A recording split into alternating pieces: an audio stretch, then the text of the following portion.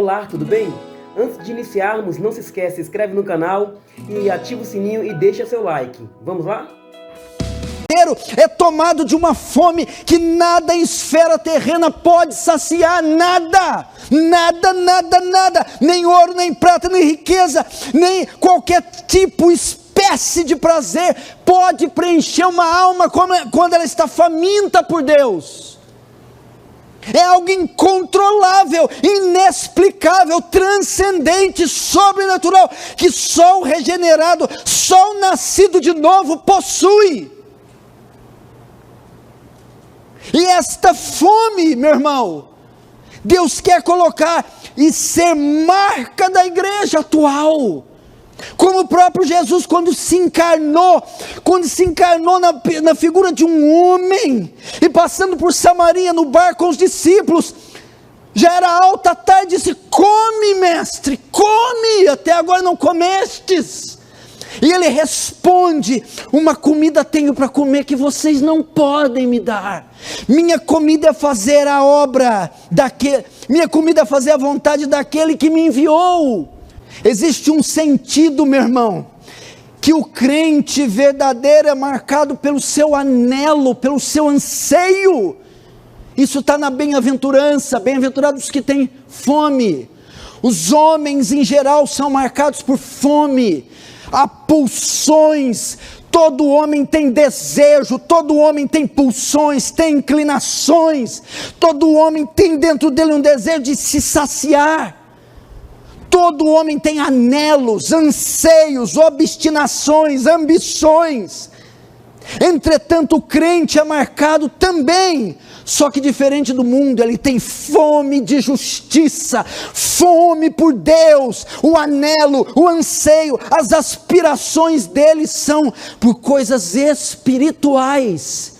E é uma fome, o termo grego da ideia de faminto, da ideia daquele que está 25 dias sem comer, fala de uma fome incontrolável, que domina todo o seu ser, que sobrepuja todas as outras necessidades.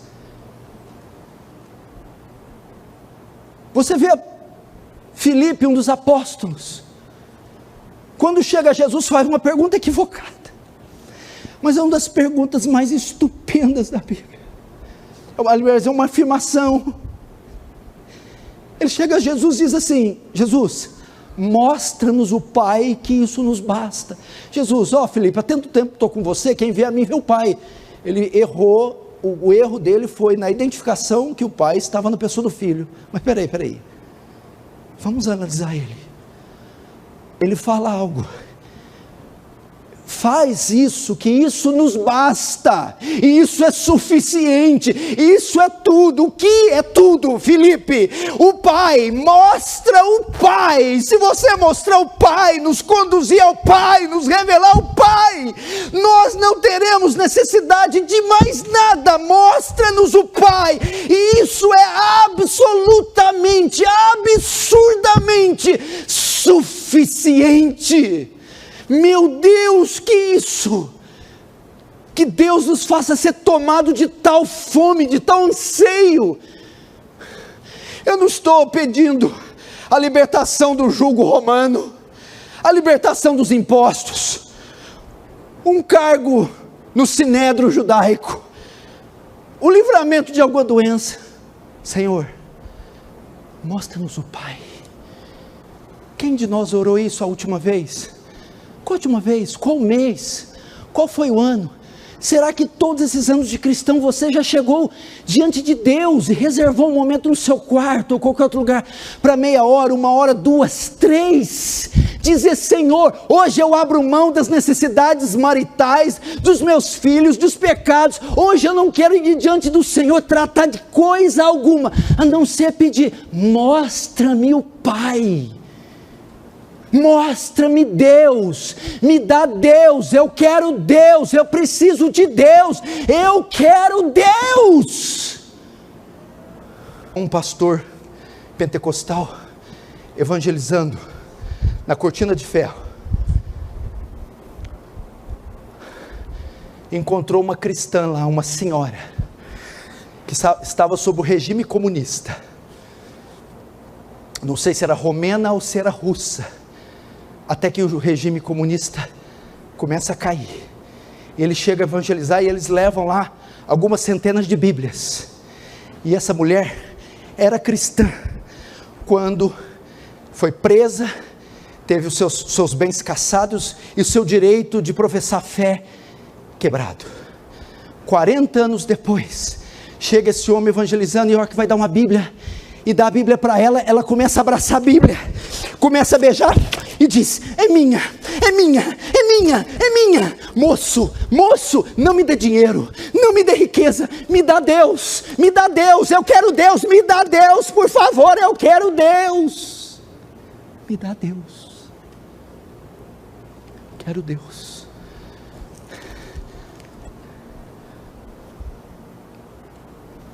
Eu contei aqui também uns anos atrás de um jovem seminarista chamado João Batista.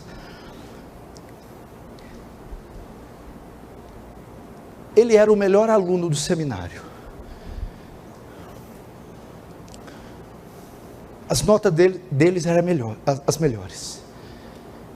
Ele tinha um apelido no seminário: o homem que gostava de orar. Eles iam começar as reuniões: cadê João Batista? Estava orando. Tinha que falar: João Batista, vamos. Tinha alguma recreação, João Batista estava distante, debaixo de alguma árvore, estava orando. Um homem que gostava de orar. E ele ajudava numa igreja local, pregava uns sermões bons, ajudava na portaria com a diaconia, sabia aconselhar uma pessoa, e o pastor dizendo para ele: João Batista, você vai terminar o seu seminário, eu vejo que você tem talento, eu quero dar um cargo para você. João Batista, você quer ser um diácono? Não, pastor, eu não quero ser um diácono. Tá.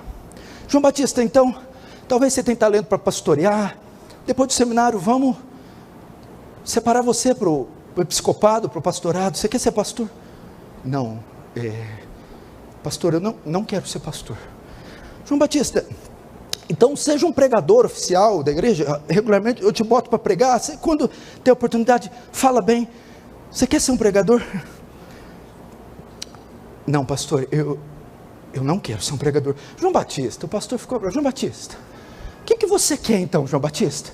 João Batista chegou e disse: pastor, eu quero Deus, pastor, eu quero Deus, me dá Deus, pastor, eu só quero Deus, eu quero Deus, pastor.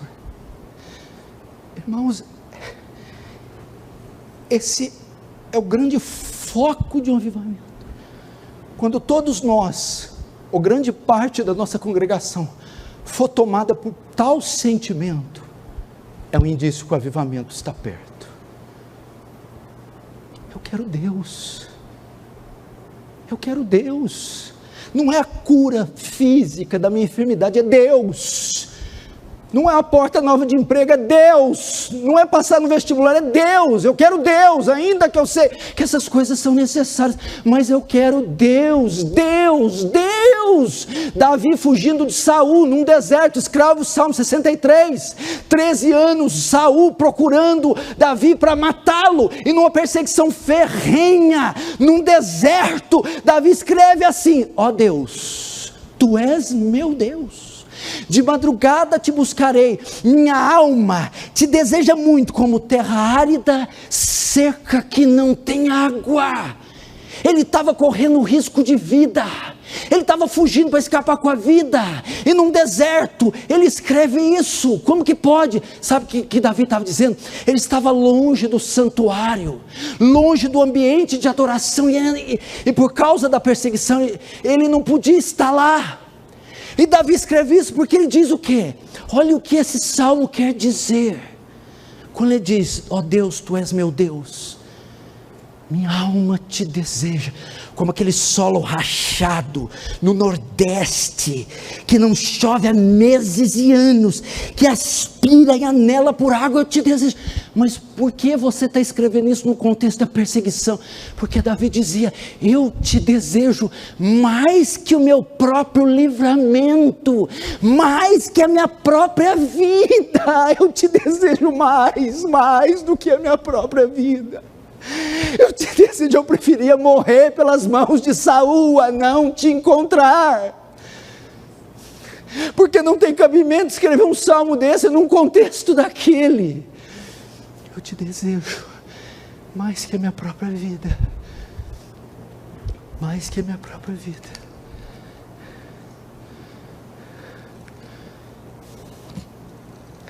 Deus precisa nos dar isso.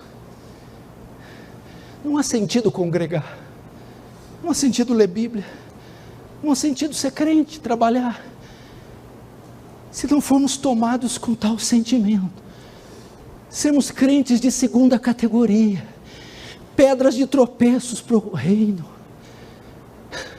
A igreja de hoje é marcada por materialismo, sofisticação, mundanismo, indiferença, frieza, pragmatismo, teorias. Meu Deus, onde está a espinha dorsal da igreja que regiu os santos do passado?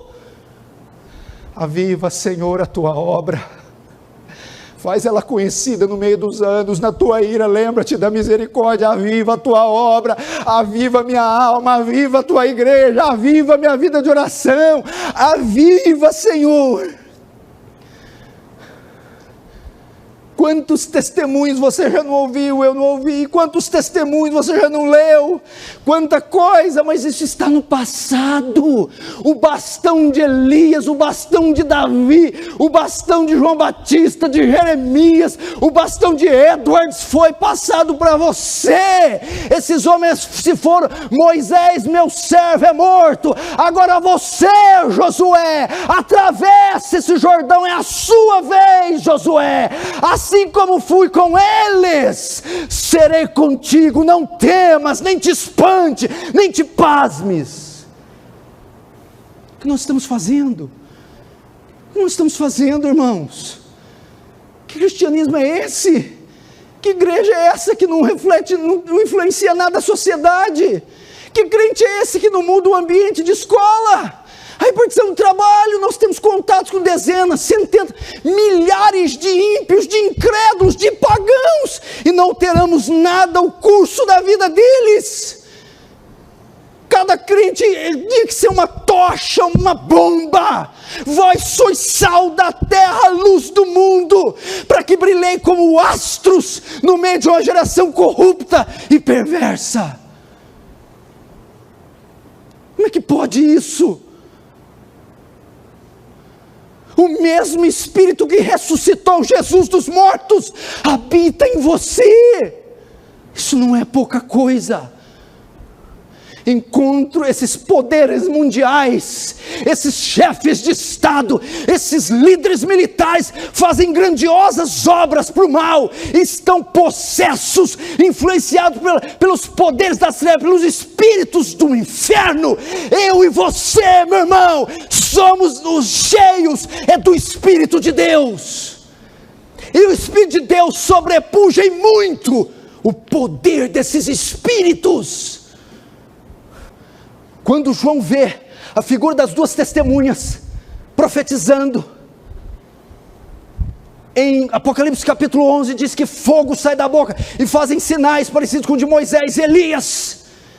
A figura daquelas duas testemunhas não é Moisés e Elias, não é esse ou aquele outro, é a igreja que vai pregar o evangelho, e o fogo que sai da boca está em Romanos 1,16. Não me envergonhe do evangelho, porque ele é o poder de Deus para a salvação. A igreja atua, caminha, prega no poder do Espírito Santo contido no evangelho.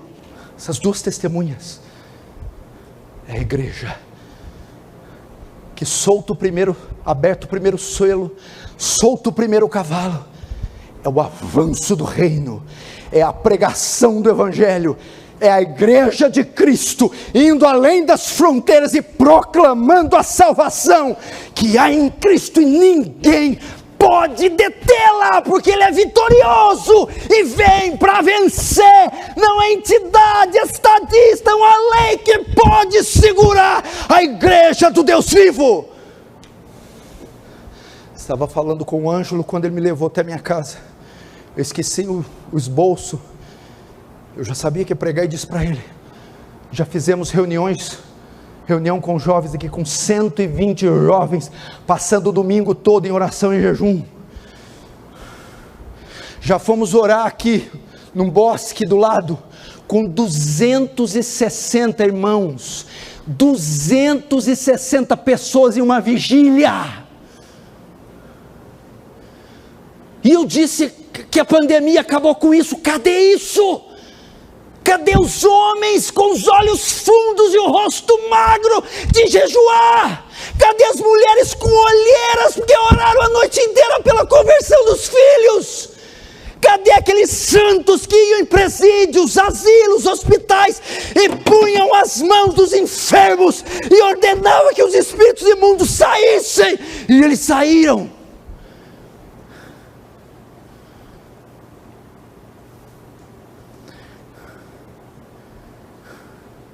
Eu não posso me conformar com isso. Jonathan Edwards, quando escreveu suas 70 resoluções, as 70 resoluções de Jonathan Edwards, lê isso, procure na internet, tem lá traduzido. Com 18, 19 anos ele escreve. E ele começa a resolver fazer isso, a primeira resolução. Segunda, resolvi. A quarta resolução ele fala um absurdo. Ele escreve de um modo erudito: sei que não vai haver homem perfeito na terra, que vão haver pecadores, não vai haver um cristão que faça tudo. Conquanto que isso possa ser possível, eu quero. Traduzindo, a quarta resolução de Jonathan Edwards compreendia dizer: eu quero ser o maior cristão da minha geração. Ele escreveu isso com 19 anos. E aí a história disse, quando ele morreu, ele foi o maior teólogo dos Estados Unidos, escreveu o maior livro nos Estados Unidos, pregou o maior sermão nos Estados Unidos, foi o maior pensador dos Estados Unidos. Ele de fato foi o maior cristão da sua geração.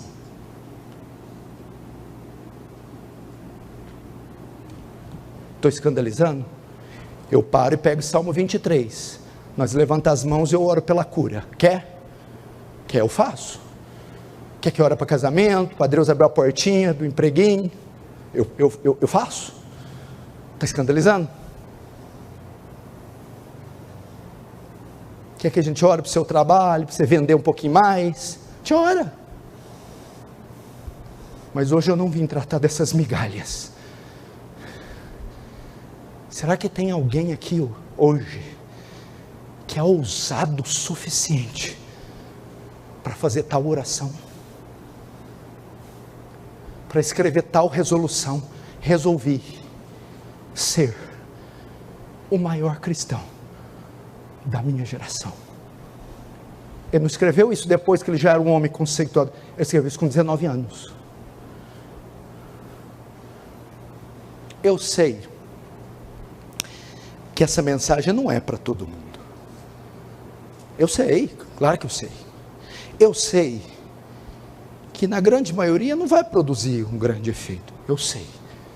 Mas eu também sei que tem uma meia dúzia aqui que já estava pegando fogo e esperando esse dia para que fosse atirado gasolina e dissesse: é o que eu estava esperando ouvir.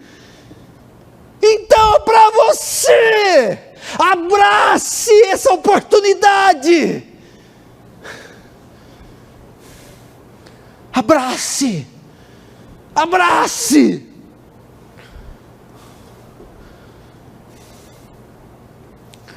Abrace. Abrace. Ó Deus, visita-nos. Ó Deus, a parte do Teu Espírito não conseguiremos. Ó Deus, derrama Teu fogo santo. Ó Deus, há anos estamos esperando. Ó Deus, a parte de Ti não conseguiremos. Ó Deus. Levítico capítulo 6, que o Natanael abriu, fala da lei do holocausto. A lei criada por Deus, que ordenava que o povo de Israel oferecesse sacrifícios contínuos, os quais o sacerdote pegava e era responsável por oferecer a Deus. Esse sacrifício era oferecido a Deus, sendo queimado. O altar era construído, a lenha era colocada, o fogo era tirado e o sacrifício colocado. E é uma ordem na lei do holocausto: a chama sempre arderá no altar e jamais se apagará. De forma que eles ofereciam o sacrifício de manhã, à tarde e à noite. E quando era colocado a carne do animal, ela ficava queimando o dia inteiro. E a gordura que caía em cima do fogo fazia com que o fogo não apagasse. Era o óleo que sustentava o fogo continuamente, de forma que cada vez que tirava, colocava, o fogo jamais se apagava. E essa chama no altar era um símbolo da presença de Deus, continuamente ativa, acesa, influente sobre o povo de Israel. Quando acontece o cativeiro babilônico e tudo é destruído, o fogo então se apaga, e 70 anos o fogo se apaga. Quando Ciro faz o decreto permitindo que Israel volte para Jerusalém, a primeira coisa que eles fazem é restaurar o altar. E imediatamente ao chegar, eles acendem aquele fogo que há 70 anos se apagou. Da mesma maneira, muitos de nós na epidemia, na quarentena, tiveram o fogo apagado, a presença de Deus, a ação do Espírito extinta, e agora na volta, nossa principal finalidade é reacender esse fogo novamente, porque a ordem é: o fogo arderá continuamente no altar, e ele não se apagará.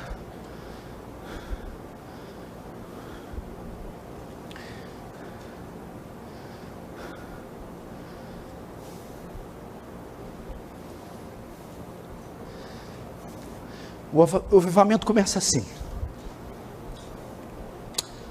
A palavra avivamento não se aplica a ímpios, só se aplica a salvos, regenerados. Não tem como avivar o que está morto. O ímpio está morto. É o que acontece, ele está morto em pecados e delitos. Aí vem Deus e o regenera, dá vida a ele se converte.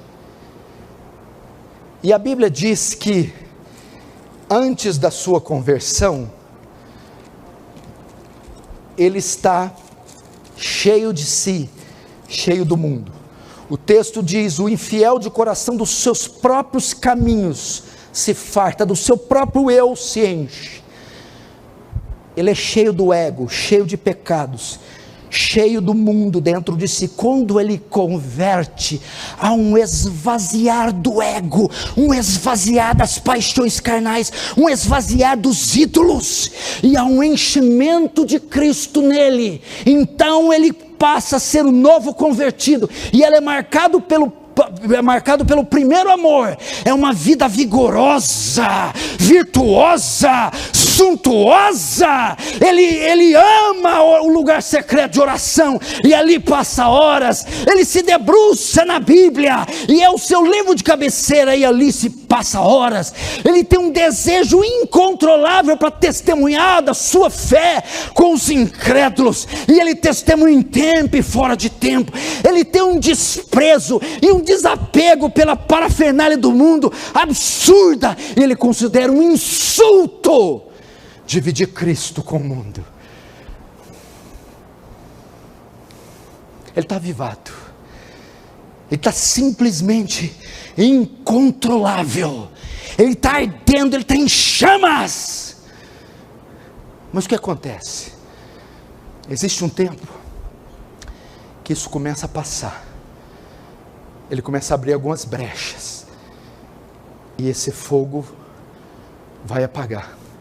É mais ou menos assim: quem já morou em uma grande metrópole e vai entrar no metrô em horário de pico, os assentos são disputados no tapa.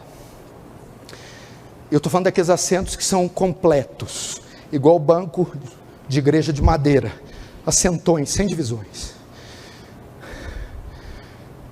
De repente, você está sentado ali, e tem uma pessoa do seu lado, entre você e ela só tem 6 centímetros.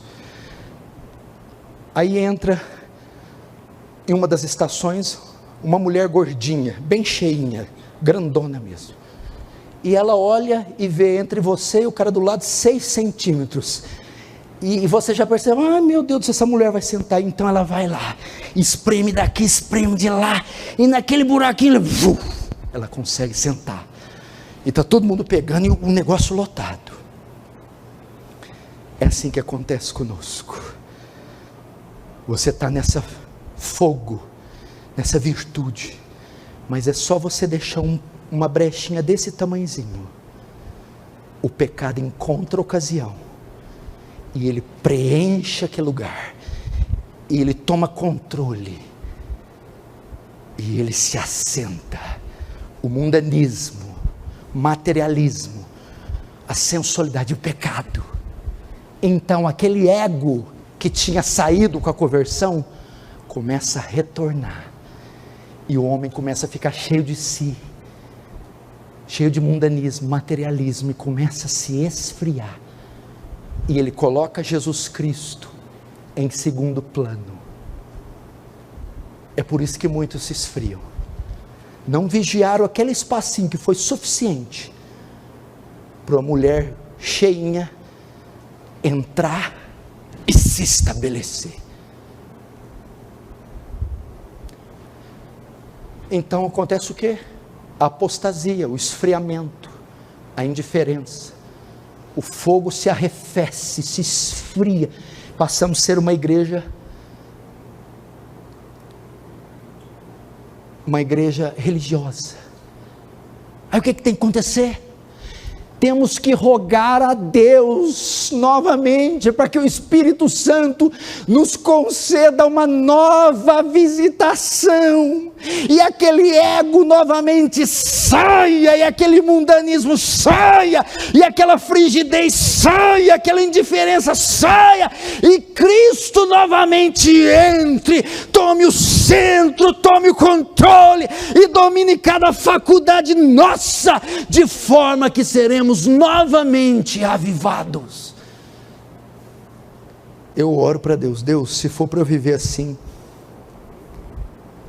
eu não quero, não tenho nenhum interesse de prosseguir, nenhum.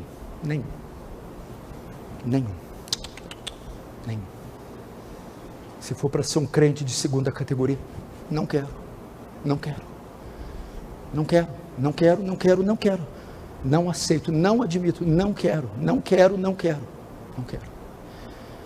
porque o Senhor disse que aquele que crê em mim, como diz as Escrituras, do seu interior fluirão rios de águas vivas.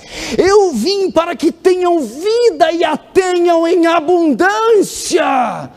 Meu Deus do céu, ficai em Jerusalém, até que do alto sejais revestidos de poder. Não é possível, meu irmão, viver essa aridez. Não é possível viver essa rotina de pecados. Não é possível com tantas promessas à igreja. Não é possível. E recebereis virtude e ser-me-eis minhas testemunhas. Não é possível. O avivamento, o que é o avivamento? É o invadir da graça de Deus.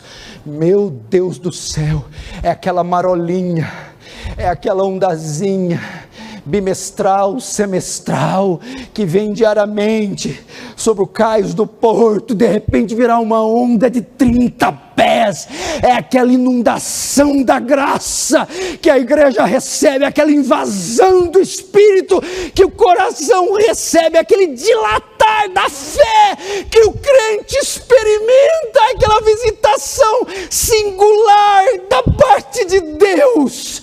Meu Deus do céu, é aquela ação poderosa do Espírito, aquele chacoalhar do esqueleto, aquele mudar de paradigmas, aquele erguer do caído, fortalecer do fraco, despertar do dormente. Este avivamento é uma obra soberana da graça de Deus, não está no nosso poder. Deus manda quando Ele quer, do jeito que Ele quer. Não tem jeito de comprar o avivamento, não tem jeito de forçar o avivamento. O avivamento é nosso, não é obra nossa, é obra exclusiva da graça de Deus. Então quer dizer que eu não preciso fazer nada? Não.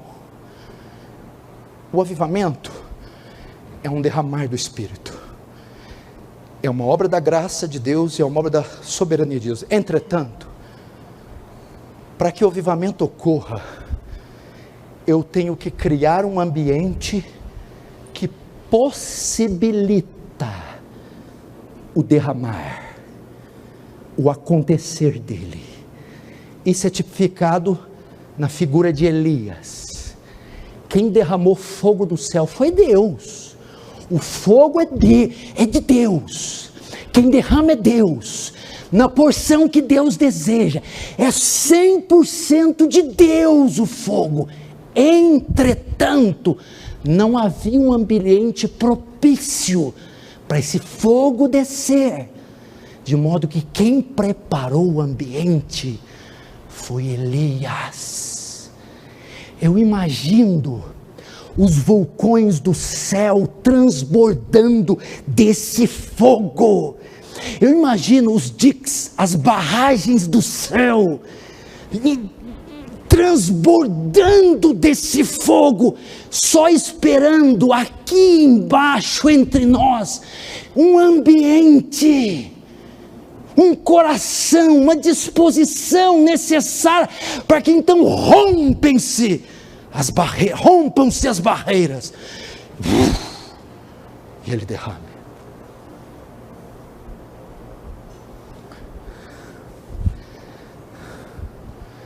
E o que Elias fez? Primeiro, reparou o altar que estava em ruínas. Não havia como fogo descer sem reconstruir. Jezabel e Acabe mandou destruir todos os altares. Elias reconstrói o altar. O que fala disso? O altar era o local que se oferecia sacrifícios. Eu tenho que oferecer sacrifício? Tem. Rogo-vos pela compaixão de Deus que apresentei vosso corpo como sacrifício vivo, santo e agradável a Deus. O que é isso? Que é o vosso culto racional. Uma vida de obediência, de adoração, de sacrifício, de santificação, Senhor.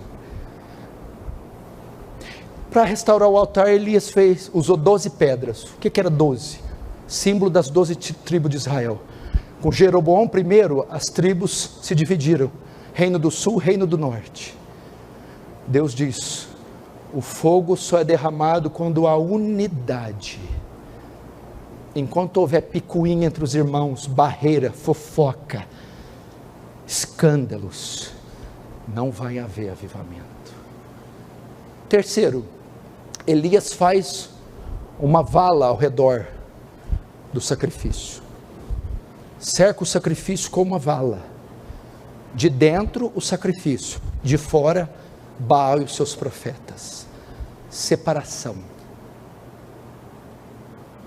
Quem desce em carniça é o quê? Urubu.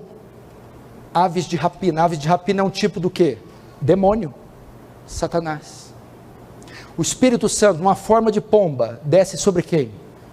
Aquele que é santo, que é puro, que se separa. E ele joga água sobre o sacrifício e sobre o rego. Vós estáis lavados pela palavra que eu tenho falado. O avivamento não vem sem pregação da palavra, estudo da palavra, vida centrada na palavra. Quinto, e Elias ora, ó Deus de Abraão, Isaque e Jacó, O avivamento geralmente acontece quando Deus encontra uma igreja de joelhos. Um povo que não só ora por obrigação, por imposição, mas que faz da oração o seu deleite. Então, após ter restaurado o altar, juntado as 12 pedras, oferecido o sacrifício, banhado com água, feito a valeta e orado ao Senhor, então um fogo inexplicável, um fogo soberano, sobrenatural, desce dos céus e queima o sacrifício, queima as pedras e lambe toda a água que estava no rego. Uau!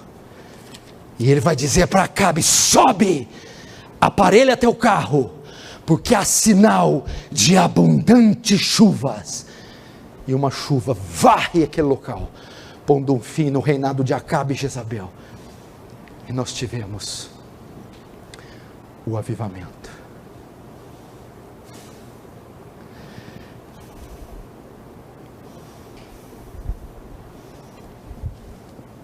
Amém? Amém. Irmãos, você vai orar comigo hoje. Aviva a tua obra, Senhor. Aviva a minha vida, ó Senhor. Senhor, eu não estou satisfeito só com a cura física, com a porta do emprego aberta, com a solução do meu casamento. Eu não estou satisfeito só do Senhor abençoar os meus negócios, nem eu ser separado para o ministério, Senhor. Eu não estou satisfeito só com isso, Senhor. Existe algo além disso, uma fome maior que essa, Senhor, e eu preciso dela. Oh Deus, vem saciar, meu irmão. Você vai orar: Senhor, não me faça viver nessa terra sem que eu contemple o Senhor. Não me leve daqui para essa vida sem que eu veja o Senhor. Você vai dizer: não, Senhor, o que muito foi dado, muito será cobrado. O Senhor já deu tanto a mim. Pastor, o que eu tenho que fazer? Destrua os ídolos, tire do seu caminho o que faz você pecar, cancele essas amizades ímpias, chega de tanta parafernália, viva uma vida simples, entregue ao Senhor, desintoxique a sua mente de tanta informação.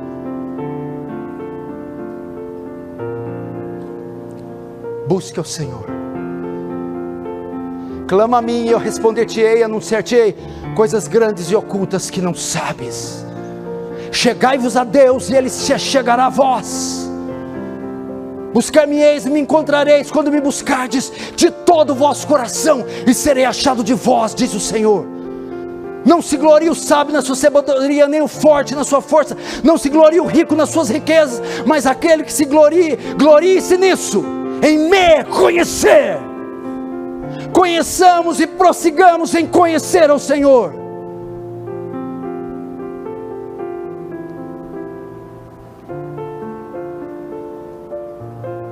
Conheçamos e prossigamos. Que você possa sair daqui dizendo: a minha grande paixão essa noite é o Senhor Jesus Cristo. O grande anseio da minha alma é conhecer o Senhor Jesus Cristo. O grande desejo do meu ser é ser cheio do Espírito de Cristo. A grande razão da minha vida: eu só estou na terra por um propósito: viver para Ele. É dizer, nada nessa terra pode me preencher, nada pode me satisfazer, nada, nem as coisas que vêm de Deus, senão o próprio Deus. Nada. Feche os olhos, curva a cabeça e ore. Quer ajoelhar, se ajoelha. Quer tirar a gravata, tira. Quer expressar o seu sentimento com lágrimas, o faça, porque o dia e a hora são hoje. Ore. Irmão, esqueça suas necessidades. Hoje nós vamos tratar da maior delas. Por favor, Essa mensagem não é só para pregador, só para pastor, só para obreiro, profeta, qualquer dona de casa, qualquer adolescente, qualquer jovem que se atrever com ousadia ir ante o trono da graça e rogar misericórdia e achar graça, encontrará. Batei e abrir-se-vos-á, pedi e dar-se-vos-á, buscar e encontrarei, porque ao que bate ser-lhe aberto, ao que pede ser-lhe dado, e ao que busca ele encontrará. Ore. Se você não está satisfeito com a vida espiritual que tem, se não está contente com a vida que tem, ore. Se você acredita que o avivamento é possível, ore.